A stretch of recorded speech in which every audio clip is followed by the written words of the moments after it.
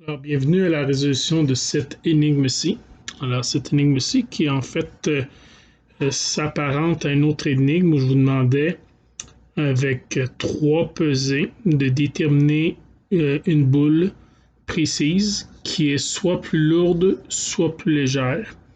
Je vous avais déjà fait cette énigme-là avec 9 boules. J'ai commencé par une énigme plus facile, déjà qui avait des petits obstacles. Et maintenant, c'est la même question, mais avec 12 boules. Alors, la question, c'est 12 boules identiques. Il y en a une qui est soit plus lourde, soit plus légère, on ne sait pas. Et après 3 pesées avec un plateau avec 2 balances, il faut être capable de savoir quelle est la boule différente et de déterminer en même temps si elle est plus lourde ou plus légère. Bon, alors on peut y aller avec plusieurs essais et erreurs techniques et tout ça, mais on se mêle vraiment vite dans la résolution. Il y a plusieurs façons d'y arriver, mais la technique pour y arriver, c'est assez compliqué. Là, je vais vous donner un petit truc que j'ai qui permet d'avoir une réponse parmi toutes les solutions possibles et de généraliser si jamais on vous demande pour 4 pesées, 5 et ainsi de suite. Alors, c'est quoi l'idée? Bon, l'idée, premièrement, de l'autre énigme qu'on avait déjà posé la question, qui était aussi avec 81 boules, 4 pesées, déterminer la boule différente, sachant cette fois-ci qu'il n'y avait que une plus lourde. On a compris que la stratégie, c'était de séparer toujours en 3. Le plateau de gauche, le plateau de droite et la même quantité à part. En ayant comme, en disant par 3, on optimisait l'information. Donc, on va utiliser cette astuce-là en divisant toujours par 3 plateaux si on veut. OK, ça c'est important. Maintenant, ici, on a 3 pesées. Dans les 3 pesées, donc, puisqu'on divise par 3, 12 divisé par 3, on va toujours mettre 4 boules dans le plateau de gauche, 4 à droite et 4 à part. Comme ça, les 12 boules nous donnent des informations. Les 4 à gauche et 4 à droite et 4 à part. Et c'est symétrique. Si on en met 5, 5 et 2, ça fait trop d'informations à traiter si c'est égal, puis peu si ça diffère. Mais si c'est 2, 2, ça fait 4 plus 8 à part, là, c'est l'inverse. Il faut vraiment y aller avec 4, 4, 4. OK, mais maintenant, quelle boule qu'on met à gauche, à droite et à part, et en fonction de quel résultat? Si c'est égal, si c'est plus lourd, si c'est plus léger, bref. On peut vraiment se mêler parce que là, il y a des si alors, si ça, puis on ouvre des branches, on ouvre des arbres, des branches, si ça, on revient, mais si c'est ça égal, ça. Et là, on se perd. Et puis si on se perd pas, c'est lourd parce qu'il y a beaucoup de choses à des si alors, puis des si de ci, de ci. Puis là, c'est juste 3 pesées. Imaginez 4 pesées. 5, 6 et ainsi de suite. Alors, la façon que je vais vous montrer, vous n'avez pas à vous préoccuper du résultat de chaque pesée pour dire quelle boule je vais mettre. Ça n'a aucun rapport avec le résultat du pesée. C'est une technique qui fait en sorte qu'on met des boules à chaque fois, 4, 4, 4, OK, prédéterminées selon une table qu'on va avoir trouvée. Et une fois qu'on fait ces 3 pesées-là, toutes les possibilités y sont. On va être capable de déterminer la boule de 1 à 12, si elle est plus lourde ou plus légère. Et l'astuce de ça, c'est donc d'être capable de trouver une liste, une table qui est capable d'avoir toutes les combinaisons. Et c'est surtout c'est ça la difficulté. C'est d'être capable d'avoir une liste qui va avoir toutes les possibilités sans en oublier une seule et sans en répéter une seule. Donc, en gros, qu'est-ce qu'on veut? J'ai écrit les boules de 1 à 12. OK? Donc, 1 à 4, c'est ceux de gauche, 5 à 8, ceux de droite, 9 à 12, ceux qui sont à part, juste pour la première pesée. OK? Donc, ce qu'il faut réaliser, c'est à chaque pesée, il y a 3 possibilités, 3 résultats possibles. Donc, c'est soit elle est plus lourde à gauche, soit elle est plus légère à gauche, donc qui est plus lourde à droite, soit c'est égal. En fait, à partir de maintenant, je vais toujours faire référence au plateau de gauche. Pourquoi? C'est une convention. J'aurais pu faire pour la droite. C'est juste que ça risque de moins nous mélanger. Donc, je vais toujours parler de lourd, léger ou égal par rapport au plateau de gauche. Évidemment, si je dis égal, ça fait que c'est égal des deux bords, évidemment. Là, le problème, c'est que léger et lourd, en français, c'est L puis L. Fait que c'est un peu mélangeant. Fait que pour le lourd, je vais mettre H. H pour heavy, comme en anglais. Et donc, L léger ou light, ça marche. Et E égal ou equal, ça marche dans les deux langues. Fait que dans le fond, c'est comme si c'était en anglais ou aux 2/3 français. OK. Donc, à chaque pesée, il y a 3 outcomes, 3 possibilités. Lourd, toujours du côté gauche, léger ou égal. 3. Mais il y a 3 pesées. 3 fois 3 fois 3, ça fait donc 27 possibilités. Ça semble énorme, mais rassurez-vous, je vais réduire ça à beaucoup moins de possibilités. En fait, les 27 possibilités, on peut déjà réduire ça de 27 à 24. Comment? Alors, l'astuce ici. Alors, si on s'assure qu'à chacune des 3 pesées, on ne met jamais la même boule du même côté, on ne pourra jamais avoir HHH, LLL ou EEE. Donc, on tombe de 3 fois 3 fois 3, 27 à 3 fois 3 fois 3 moins 3, 24 possibilités. La dernière phrase, je vais vous l'expliquer après. Effectivement, on ne peut pas avoir HHH, LLL ou EEE si on s'assure de ne jamais mettre la même boule du même côté durant les 3 pesées. Et ça, c'est pas très difficile à s'assurer. Si on a déjà mis la boule 5 2 fois de suite à gauche, il faut qu'à la 3e pesée, qu'elle ne soit pas à gauche. Puis ça ne veut pas dire qu'il faut qu'elle soit à droite automatiquement. Elle peut être dans le plateau par rapport. Comprenez-vous? OK. Donc, si on s'assure ça, on n'aura pas de HHH, LLL, ni de EEE. OK. Petite amélioration, on tombe de 27 à 24. Mieux que ça encore, c'est que dans le fond, le HHL ici, par rapport au côté gauche, c'est la même chose que le LLH par rapport au plateau de droite. Voyez-vous? Donc, quand je dis que c'est plus lourd, plus léger par rapport au plateau gauche, ici, c'est la même chose que si je m'étais référé au plateau de droite, puis ça aurait été léger, plus lourd. Ah, c'est la même situation. Donc, en réalité, nous n'avons plus 24 possibilités, mais 12. 12, est-ce que ça vient de 12 justement? Je prends le 24 qui est le 3 exposant 3 moins 3, 24. Je le divise par 2 parce que c'est symétrique par rapport au plateau gauche et droite, ça fait donc 12, car c'est symétrique. OK, nous avons donc 12 possibilités. C'est pour ça que le problème, c'est 12 boules. Hein, c'est pas pour rien, hein, parce que 12, c'est le maximum. À 13, ça ne marcherait déjà plus. Donc, 12, c'est le maximum de boules qu'on peut avoir pour 3 pesées.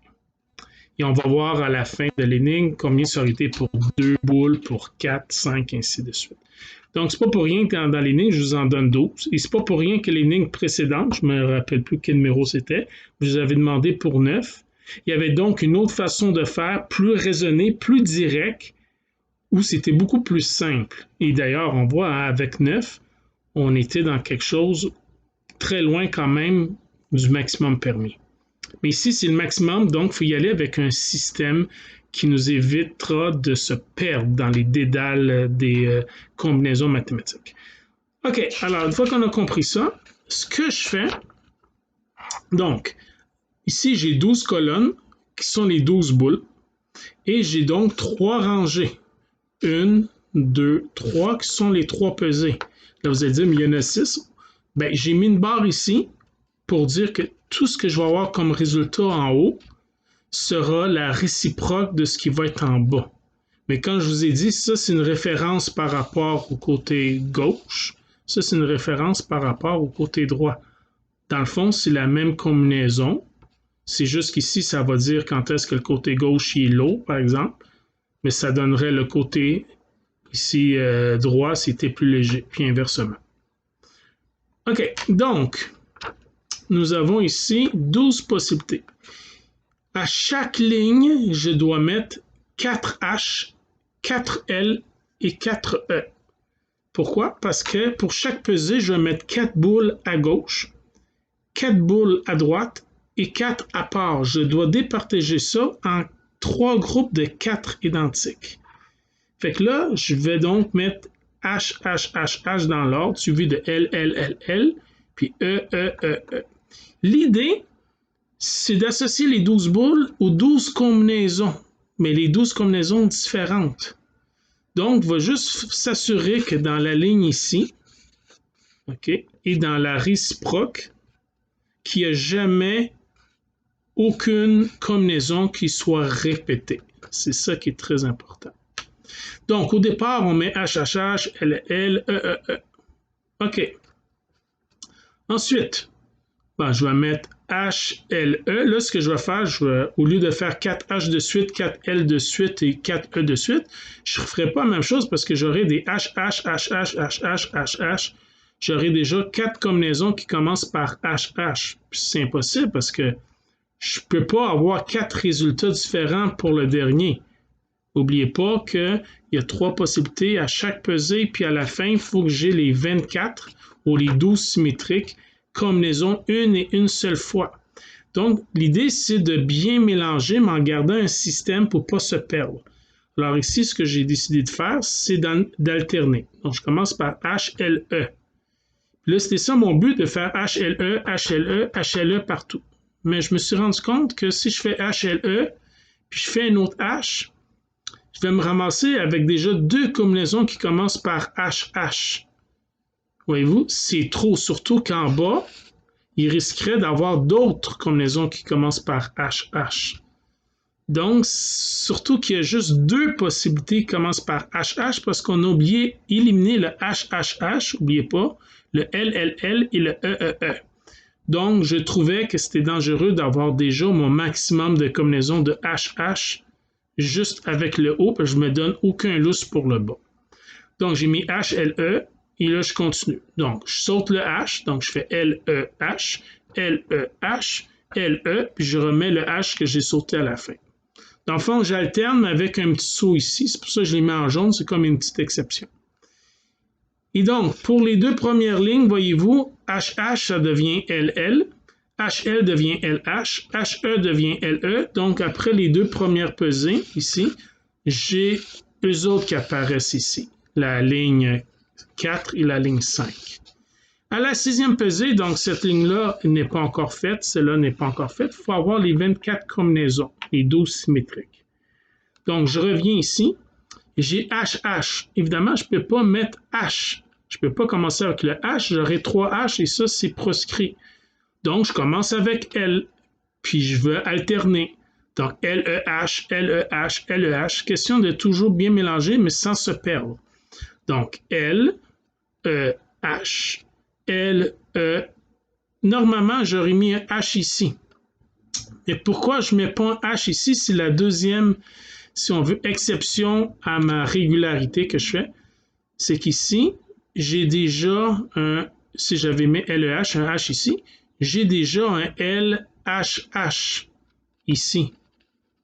Voyez-vous, j'ai déjà le LHH. Puis moi, je veux que les 24 combinaisons apparaissent une et une seule fois. Donc, le LHH, comment ça se fait qu'il est apparu? À cause du HLL ici. Hein? Ça, c'est la réciproque de ça. Fait que je me suis rendu compte, je ne peux pas faire LHH,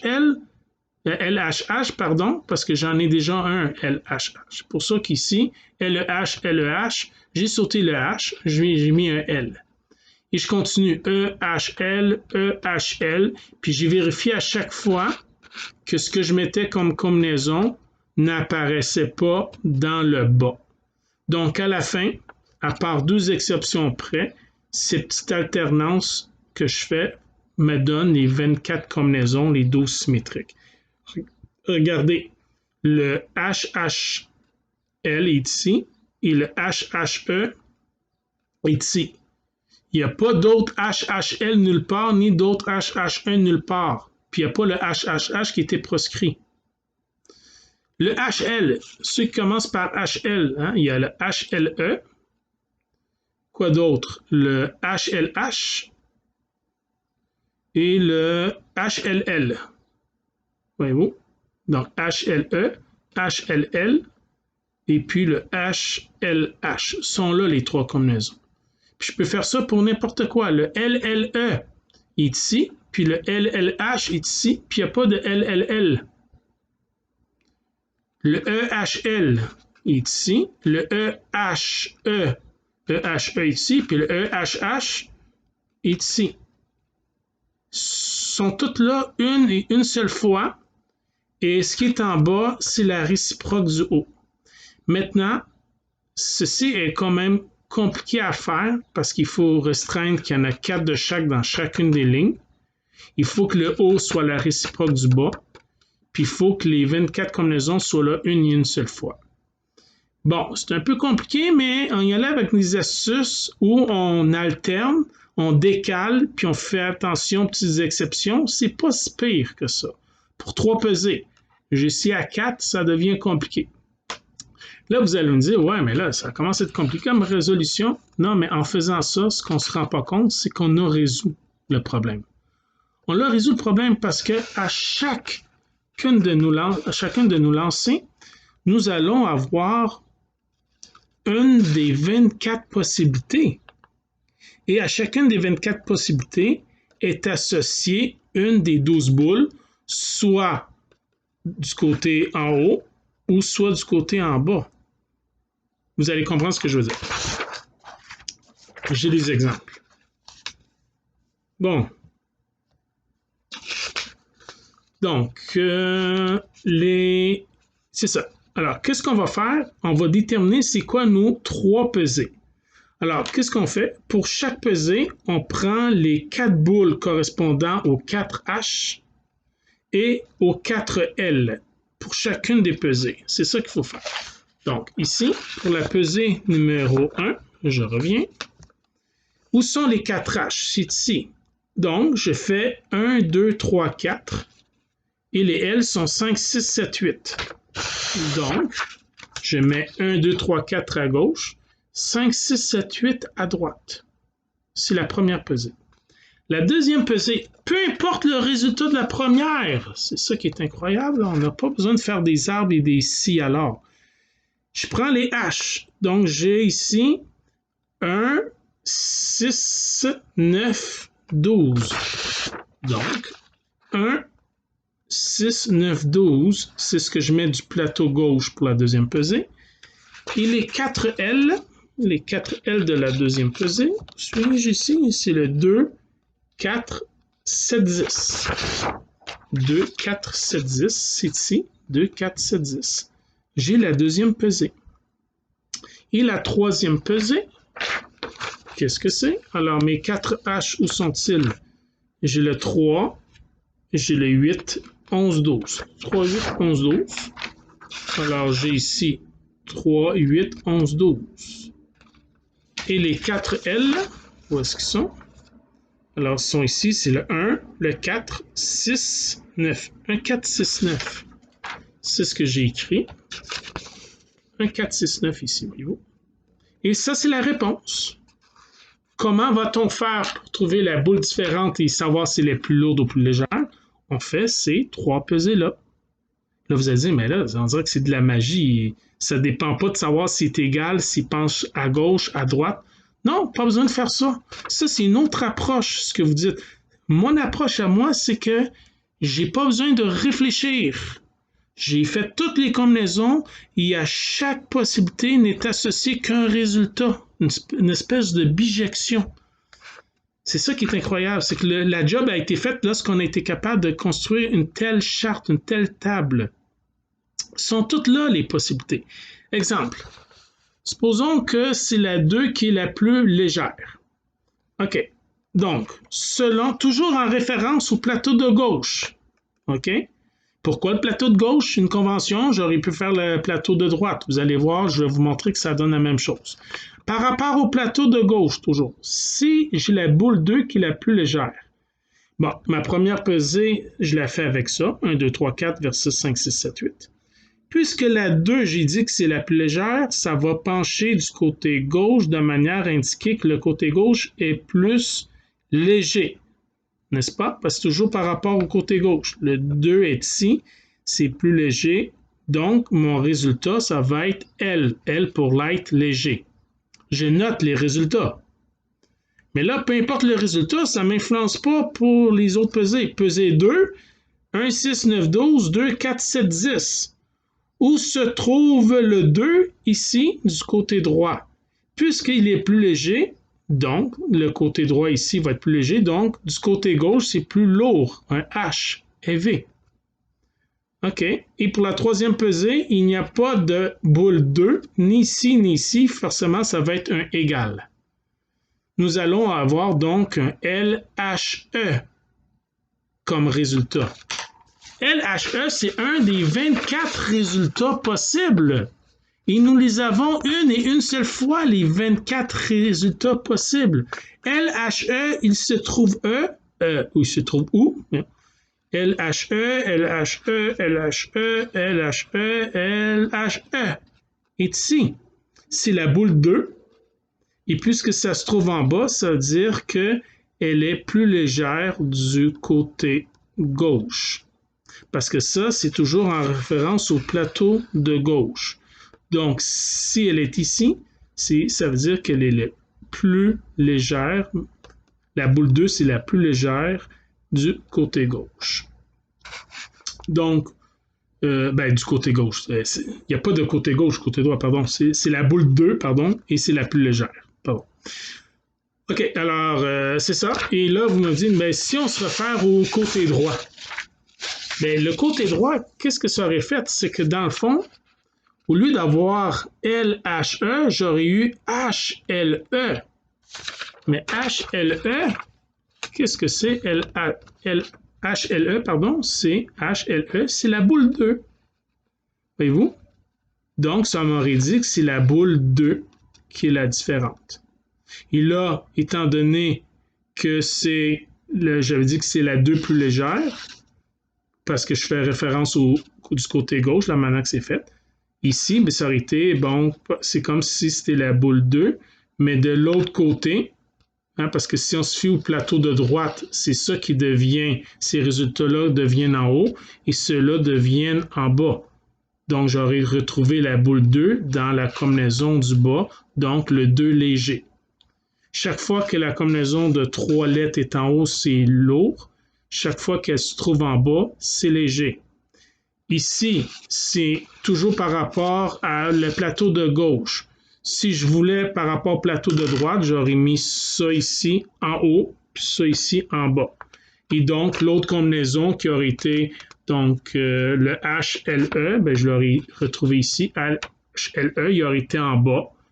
Et donc, par rapport au plateau de droite, ça veut dire que c'est la 2 et léger. Dans les deux cas, j'arrive à 2 léger. Bon, peut-être que c'est trop vite, trop compliqué. On va en faire 2 autres exemples. Alors, supposons que c'est la boule 5 lourd. 5 lourd. OK, selon la pesée 1, la boule 5, il n'y en a pas. OK, donc, il n'y en a pas. Excusez-moi, il y en a un. Voyons, je suis dans la ligne. Il y en a un ici. Je regarde à l'envers, ça me semblait un 6, puis oh là là. Bon, alors, il est ici. Donc, on a dit 5 lourds. Donc, par rapport au plateau de gauche, le plateau de gauche va être plus léger. Un L pour light. Ici, il n'y a pas de 5. Là, c'est un E. Ici, toujours pas de 5, c'est un E. Donc, toujours par rapport au plateau de gauche, on aurait eu LEE. Où se trouve le LEE? Le LEE est ici.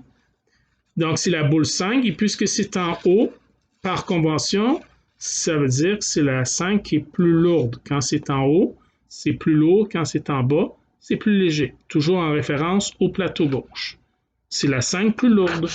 Si on avait fait par rapport au plateau de droite, au lieu de LEE, ça aurait été HEE.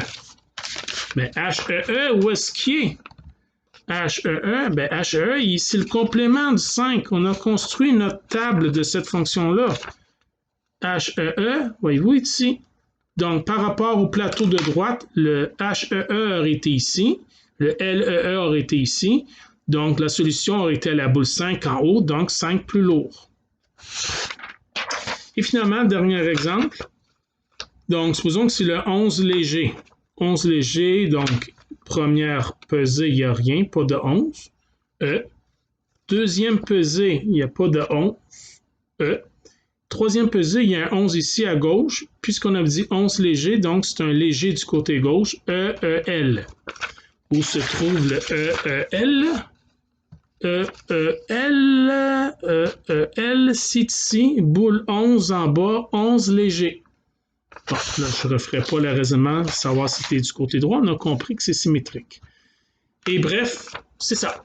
Voyez-vous, ça devient de la magie. On n'a plus besoin de se casser la tête après. Parce que si on fait l'autre version, on fait des branches ci à l'heure et tout ça, c'est toujours en fonction, ben, si c'est égal, mais si ça avait été penche, si ça penche 2 fois, c'est compliqué. Ici, c'est comme un jeu. On se casse la tête à créer la table. Une fois qu'on a la table, ça marche. Puis là, ça marche, mais il y avait plusieurs tables possibles. Hein? Moi, la manière que j'ai fait ça, c'est un résultat possible. Donc, j'aurais pu mettre un L ici, puis H là, puis refaire ça.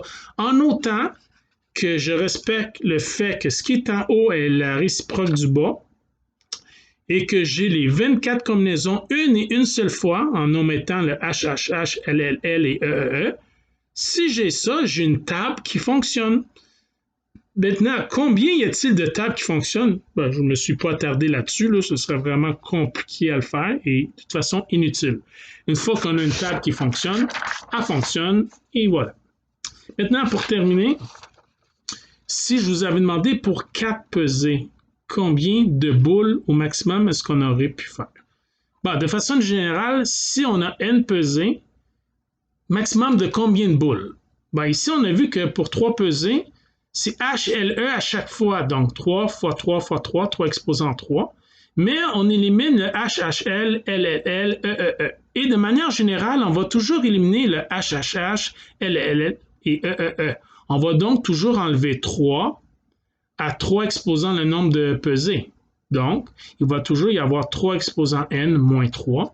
Et puisque c'est symétrique, hein, parce qu'il faut faire le haut et le bas, on divise par 2. Donc, de manière générale, le nombre de boules est donné par cette formule-là. Donc, dans le cas de n égale à 3, 3 à la 3, 27, moins 3, 24, divisé par 2, 12. C'est ce qu'on avait. C'est ce qu'on avait. Pour 4 boules, si n vaut 4, 3 exposant 4, 81. 81 moins 3, ça fait 78, divisé par 2, ça fait 39 boules. Voyez-vous?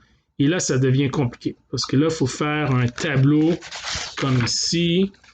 Et là, on aurait 39 boules, donc 39 colonnes, 4 rangées ici, 4 rangées en bas, et faire toutes les combinaisons possibles, et sans compter le HHHH, le LLLL et le EEEE, et s'assurer tout ça. Bref, c'est faisable, mais c'est compliqué, mais c'est une technique. Alors, j'espère que vous avez apprécié cela. Voyons, j'ai la misère avec les verbes. Puis on se revoit pour une autre énigme.